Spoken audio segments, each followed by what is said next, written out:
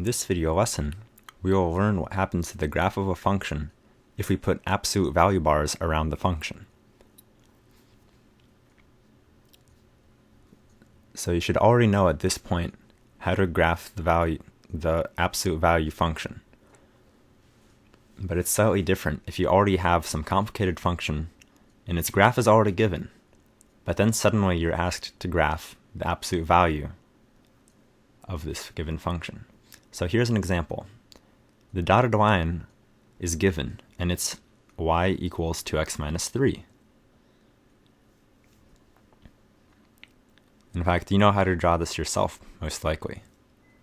But the question here is, based on this graph, what is the graph of y equals the absolute value of 2x minus 3?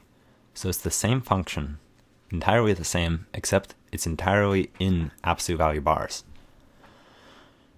So the first question is, what is the absolute value? This will really help us in answering. So if x is positive, the absolute value returns just what you plug in. But if x is negative, then you have to take the negative version of it.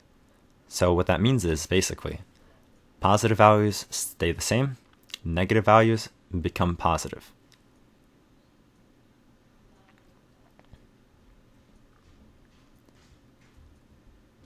So what we're looking at is, on the graph, we look where the function is positive, and we also look where it's negative. Where it's positive, since the absolute value will return just the same number, the graph will stay the same. Where it's negative, we have to take away the negative sign. So what does that mean in terms of this graph? Well, we're about to draw it. So obviously, if you just have some numbers that are negative and you take their absolute value, you're just getting rid of their negative signs. In terms of the graph, so the positive part will stay the same as we decided. It's positive and the absolute value doesn't actually change anything. But positive on a graph means above the x-axis. Negative means below. So this actually really helps. You always want to separate the graph into two parts, the upper half and the lower half. And what happens to the lower half?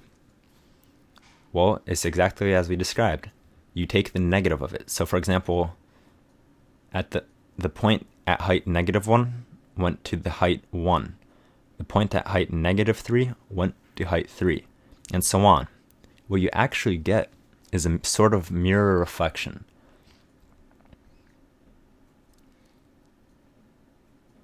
And similarly, that really low point goes up to the really high point. So what you get is just this V shape. Now this should make sense if you know how to graph an absolute value function, because this specific example is actually a absolute value function.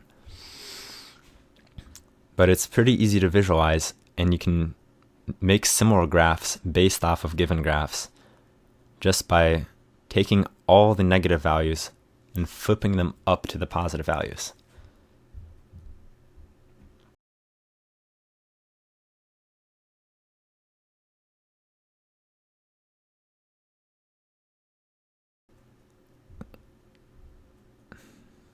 So let's do the same thing but with a quadratic function now. You have y equals x squared plus 2x minus 4. And there's its graph, the dotted line. Again, we want to make the little dotted line that is the x-axis, and everything above it stays the same. So that's above it, it stays the same. Now the part that's below, it flips upwards, and this new part is also above the x-axis, so we also keep it. So the two outer parts stay the same, but the inner part, which is below, flips up. You can think of it as kind of folding paper. If you could take this graph on a sheet of paper and fold along the x-axis,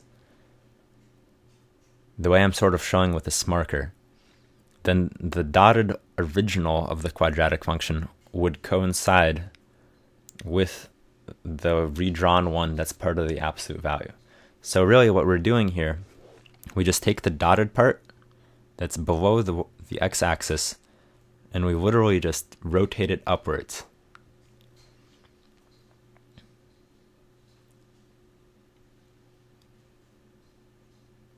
Also notice that since we're taking the absolute value of something, it has to be greater than or equal to 0. So that's why this 0 is so important. And everything above it and below it determines positive or negative. So that's why we kept everything that's above the x-axis, because it's positive, but flipped everything below, because it's negative.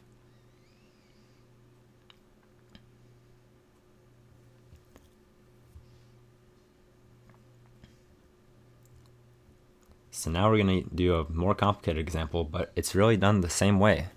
So again, we want to mark off the x-axis because it's pretty important. Now, we mark the positive parts. They stay the same. There they are. Notice that this function is much more complicated than the previous ones, but the principles at work are exactly the same. Now here I've drawn another dotted line over the parts that are negative. And these parts are going to flip. So notice how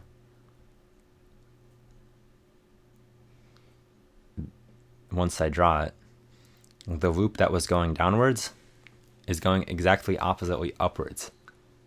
It's the exact same loop. If you folded the paper together, my newly drawn loop and the dotted one that was already there, they would coincide. This is what we call a mirror image. That's why I compared it to a mirror. But you can use that trick to be able to draw the graph, the absolute value of any graph. Thank you for watching this video lesson. I hope it helped.